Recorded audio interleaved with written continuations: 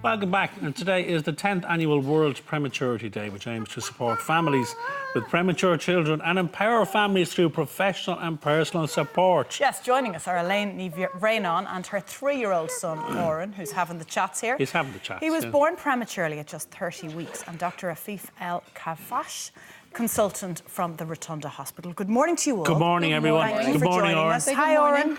We're going to let Oren freestyle it around. You do what you want. I do that anyway, Oren. So. Exactly. We'll capture him as the chat goes on. But can we come to you first, Elaine? Yep. Because Oren was your second child. Yep. And during the pregnancy, you experienced some complications. So everything was going normal. As I said, you're so much more relaxed on your second pregnancy. Yes. And at 25 weeks, I began to bleed, major bleeds. At 25 weeks? At 25 weeks. Right. So I went down to Wexford then, because we live just outside Gorey.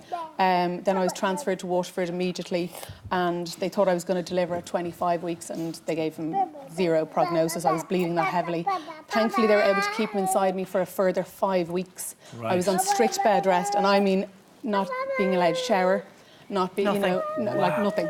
Like eating my hospital dinners lying like this, And what was it? What was placenta previa? So my placenta was right across here, and just the pressure of the baby growing was causing me to bleed and bleed. As I said, I had 7 blood transfusions. Holy moly. 7 blood transfusions. And my I was, goodness. I'd say, barely 8 stone when they finally decided, right, enough bleeding. We're going to take him out at 30 weeks. Usually 30-weekers do very, very well, but unfortunately his lungs were that of a 25-weeker when I started bleeding. So his they lungs hadn't stopped developed developing. from there. Okay. Yeah. So you were given, before we get to the really lovely news and the good part, you were given worst-case scenario stuff, weren't you? Yeah, we really were. And I knew by the sensation of bleeding and the loss of control I had, I knew there was no hope. And they did discuss. They said, OK, they were amazing. Waterford Hospital, absolutely amazing.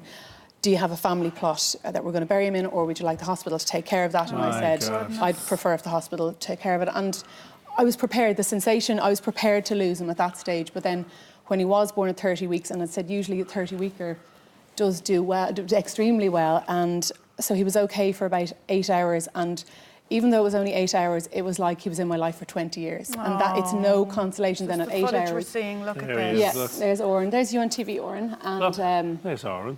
Who's that? Who's that, Baba? Oren, what happened when you were born? What happened? That's what happened, yeah. So then 8 hours he just flatlined, his lungs burst. He had 2 holes in this side, 1 in this.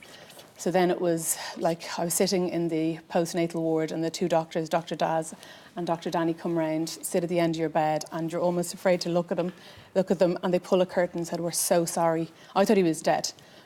He has severe chronic lung disease. His lungs are just bursting, and he was on the highest form of ventilator. Then they put him in like a coma.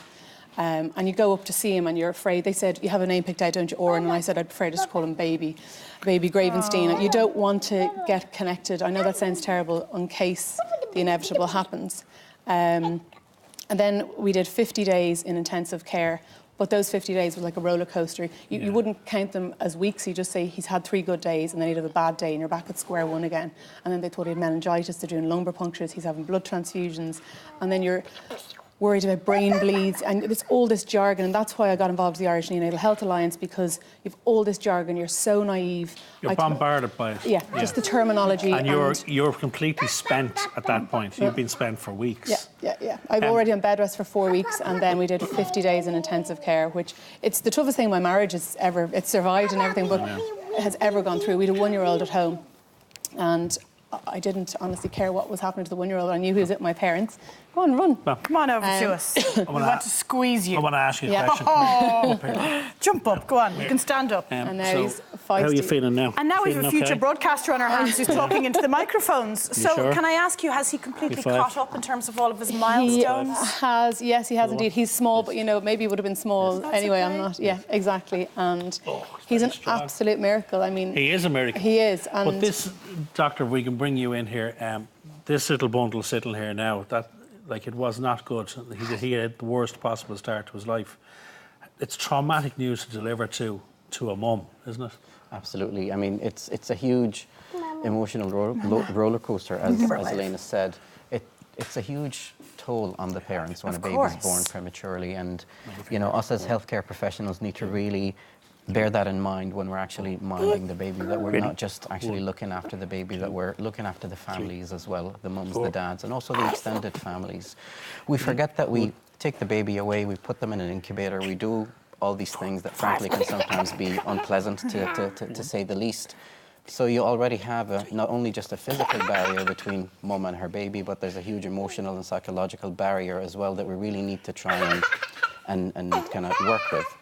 So we realise now that we really need to bring the parents into the care of the baby from very, very early on, and realise that mums feel quite vulnerable themselves, but they also feel that they can't touch the baby, they can't hold the baby, and they can't participate in the care. So many mixed emotions. Absolutely. And we have to outline that from the very outset, that, you know, this is your baby. You shouldn't be asking us permission to be involved in the care. We should be asking you permission to do that.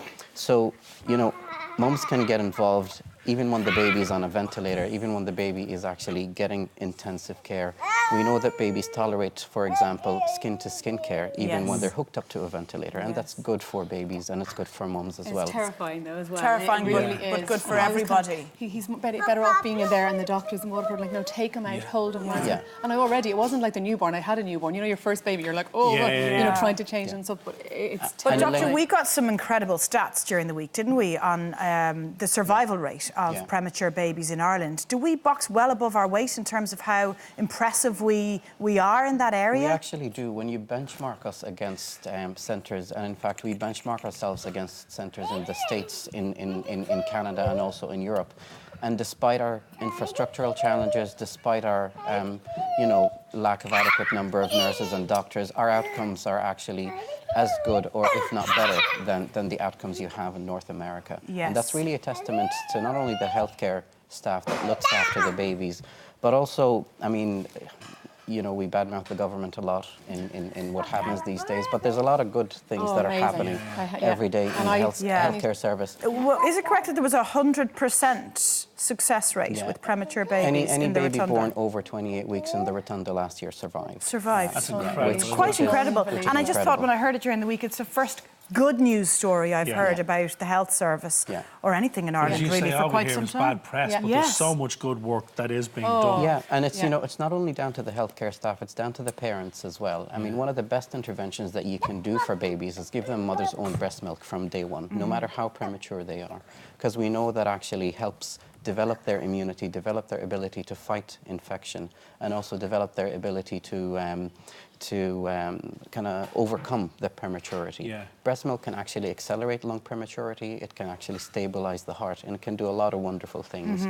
And that's not to put pressure on mums to actually produce breast milk, because some mothers cannot. And in those situations, we actually provide donor breast milk as well. I was asked to donate my breast. I breastfed him till 2. I never would have seen myself as a big breastfeeder, but the doctors asked me to try to 1, got to 1, and then we actually managed to get to 2 years of age. And then they were like, are you interested in becoming a donor? And that stage I was so exhausted, I just wanted to get back to normality. He's flying it. He's flying it.